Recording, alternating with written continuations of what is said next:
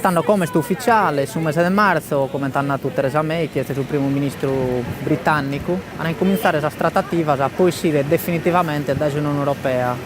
Il problema, come chi va ad analizzare a fondo, è qual è questa soluzione, vince su divorzio che è regionato, qual è il futuro del mercato britannico. È una posizione tipo quella della Norvegia, dell'Islanda o della Svizzera, che trattano anche l'Unione Europea, ma non anche in parte del suo blocco politico. Oppure è che si vede su tutto, che forse c'è la possibilità di mezzo, poi la regione è che essendo a favore dell'Unione Europea, ma mantenendo un mercato unico, potete essere vista come una cosa che non è meta regolare e corretta in confronto dei suoi altri stati, che comunque la Gran Bretagna di abbessire da Esaianna tornando a entrare da Esaventana.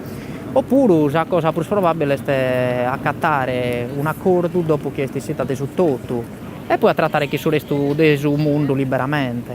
Chi è? Chi sono americani?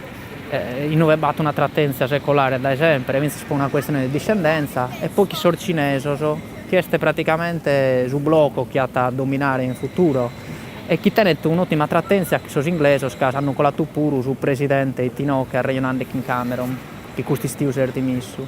E poi questa incognita della Russia, che non è meta antata, ma è comunque un grande mercato mondiale e una grande potenza mondiale che narra sa sua.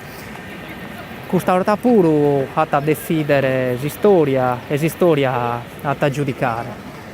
Maurizio Carta, Londra.